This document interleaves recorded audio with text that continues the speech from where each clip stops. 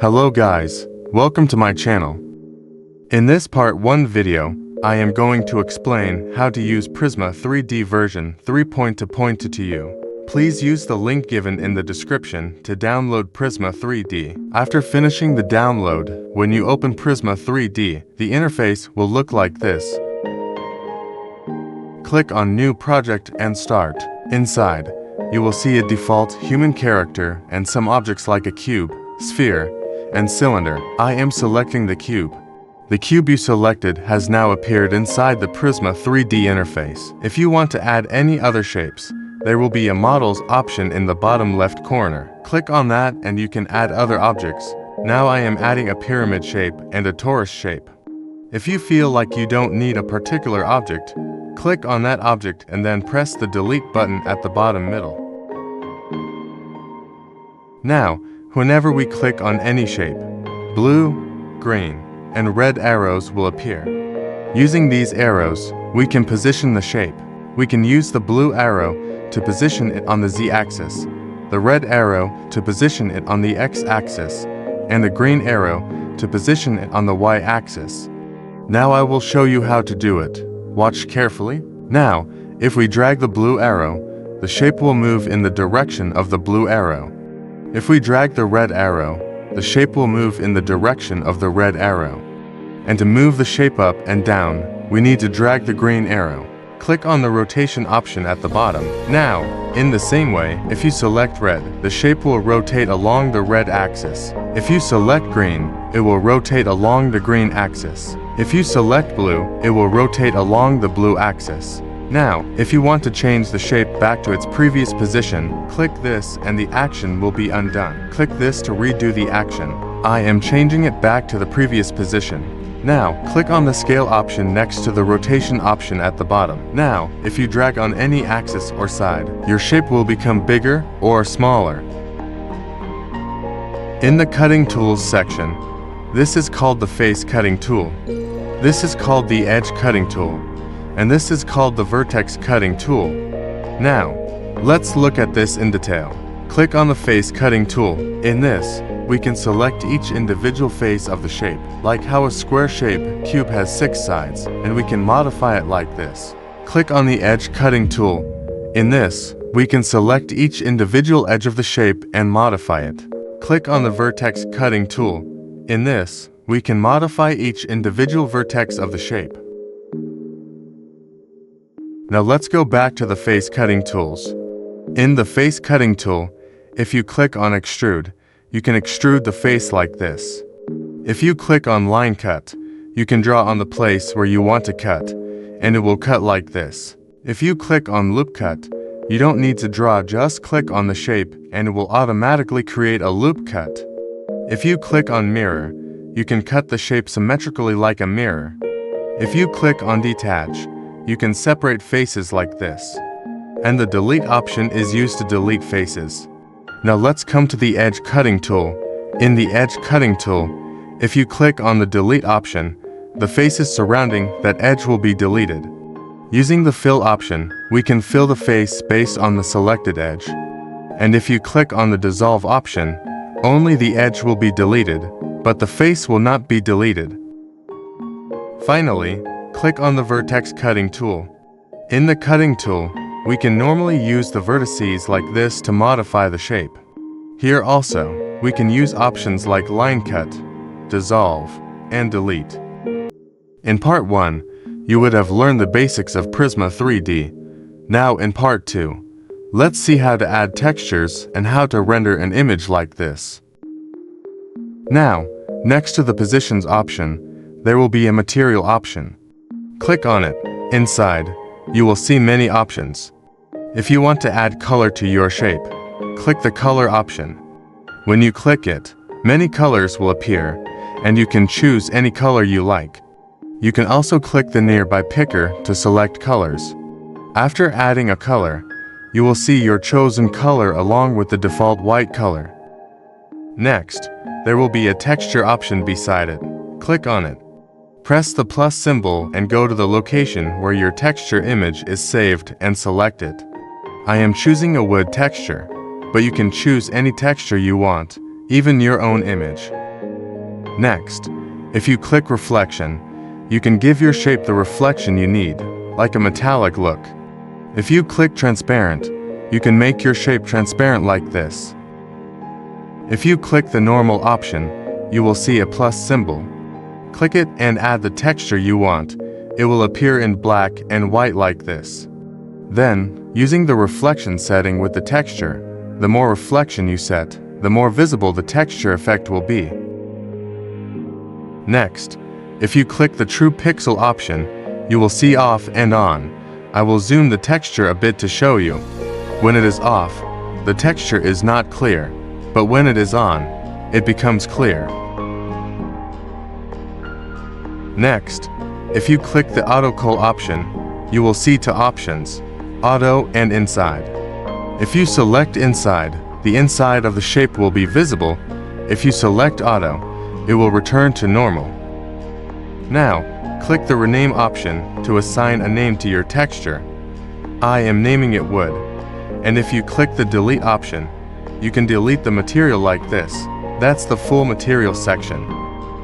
Now let's look at the Text option. When you click Text, you will see many options. Tools like Move, Rotate, and Scale help you position the text. The Material option is used to give the text a color or texture. By default, it shows your text. Click on that option and set whatever text you want. For example, I am typing MM. Next, click the Font option. You will see some fonts there. Choose whichever font you like. Next, click the Anchor option. Using this, you can change the text alignment to center, left, or right. If you click the Copy option, you can duplicate the text as many times as you want like this. At the top right corner, you will see a 3-line menu icon. Click it, and you will see the list of objects you added. If you click the Hide option, your object will be hidden. If you want it back, open the object list and unhide it. There will also be a Delete option there, which you can use to delete the text. You can also go to the object list, multi-select the objects you need, and click the Group option at the bottom. Your objects will be grouped into one container like this. Now, if you rotate or scale normally, the whole group will rotate and scale together. Using the Pivot option, you can place the red, blue, and green axis at any position you want, like this. We will look at rigging and export in the next video, because otherwise this video will become too long. Next, let's look at the Sky option. When you click the Sky option, you will see two timelines, daytime and nighttime. If you select daytime, your background will look like this. There is one small issue here. We can preview it, but to render it, you need to buy Prisma 3D Pro.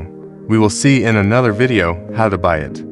If you click the Time option, you can change the time like this. Next, click the Sun option. You will see two options, Intensity and Shadow. Using Intensity, you can reduce or increase the brightness of the sun. In Shadow, by default it is at full range, but you can reduce it if you want. Next, using the Angle option, you can change or rotate the direction of the sun. Here also, there are Hide and Delete options, so that's all about the Sky option. Next, the Camera option. In the camera settings, you will see many options. If you click the Jump In option, you can view from inside the camera, and clicking Jump In again will take you back outside. In Jump In mode, you can set your position like this. Otherwise, you can come outside and use the Move and Rotate options. If you click the Field of Depth option, you can zoom the camera in or out. If you click the Background Color option, you can set a background color for your camera. Using this, you can also create a green screen. If you click the Projection option, you can set your camera view from 3D to a 2D view. Here also, you will find Copy, Hide, Delete, and Group options. You can try these yourself. That's all for the camera options. Next, the light option. When you click the light option, you will see 3 types: point, direction, and spotlight. If you click point light, the light will glow from a single point. You can move it, rotate it, change the color, and increase the intensity. You can also set the range as much as you want. If needed, you can enable shadows. Here too, you will find copy, hide, delete, and group options. Next is direction light. When you click direction light, it works like a sun. You can set the direction you want. You can also change the color, intensity, and other settings just like in point light. Next is spotlight. If you click spotlight, it will give light only in a specific spot. Here also, you can move, rotate, change color, adjust intensity, enable shadow, and use copy, hide, or delete options. Lighting is a very important option for animation. And here there is an audio option, but we usually don't use that option much. Now let's see how to render this image. Go to the camera option and click jump in to enter the camera view. Check whether everything looks correct and if the camera position is set properly. Now click the arrow option in the right side corner. Here, if you click remove watermark, it will ask you to pay for Pro. So without Pro, we cannot remove the watermark. Below create video, there will be an option like this. Click it to change the image from landscape to portrait. Next to it, you will see a 7 to OP option. If you click it, you can select resolutions up to 2K. If you want, you can set it to 2K. Keep the frame rate at the default 30. Keep edge shadow turned on so the image will look better. In the time range option, you can set how long you want the video. In speed, the default is 1, but you can change it if needed. Keep bitrate at the default auto. Now click create video at the top. And the video will export like this. I will stop it here. At the bottom left corner, there is another option. Click it and this image will be saved in your mobile gallery. That's it. The rendering is finished. Now in part 3, let's look at character rigging and character animation. Open Prisma 3D. For this example, I have chosen a character that is not rigged. In the options at the bottom, the last option will be rigging. First, let me explain what rigging is. Rigging means adding a bone structure to a character and using that bone system to give movements to the character. When you click rigging, you will see the options auto and custom. If you click auto, it will automatically place points on the right hand, left hand, and legs like this. We need to adjust these points properly according to the character's shape. After adjusting, click apply, and the rigging will be done automatically. After that, we can give movements to the character. Next, click on custom rigging. It will look normal like this. We need to manually add bones to the character. Now I will show you how. First, start from the character's hip end. Move straight upward until you reach the head. Next, from the neck, connect a bone to the right hand. And from the neck, connect another bone to the left hand. Then, from the hip, connect a bone to the right leg. And also from the hip, connect a bone to the left leg. After setting all the bones, check carefully whether everything is placed correctly. Then click the next and submit buttons. The bones will attach to the character. But there is one issue. If you do not set the bones properly, you may face problems when giving movements to the character. Rigging can be a bit tricky in animation, which is why Prisma 3D provides the auto rig option. Now let's see how to create animation for the rigged character we made. On the top right side, there will be an animation option. Click it and then select Open Animation. Now you are inside the animation panel. On the right side, you will see a plus icon. Click it. If your mobile data is turned on, you will see many animations like running, jogging, jumping, dancing, and more. For now, I am choosing the running animation. Now, click the play button on the left side, and the character will start running. If you extend the location timeline bar a little, the animation will run for a longer time. If you want, you can click the plus icon on the animations marked as pro or paid animations. Here, there is also a create option. Click it. If you click create animation, you can create your own custom animations. First, I will show a small example using a cube. In the timeline, we can set how many seconds the animation should run. Now, I am setting a keyframe at the starting position. Then I move a few seconds forward in the timeline, move the box to a new position. Now, if I press the play button, the animation I created will run. We are going to use this same process for animating the character as well. Now I am going to add keyframes to the bones that I need and create the animation. For example, I will make a small animation where the character jumps. If you accidentally add a keyframe incorrectly, it's not a problem. You can use the undo and redo options to correct it. Okay, perfect. Now our jumping animation is ready. In the previous part 3, we learned about rigging and character animation. Now in part 4, we are going to see how to import and export. Open Google and search for SKETCHFAB. Go to the SKETCHFAB website. I have already uploaded a video about SKETCHFAB, and I will provide that video link above.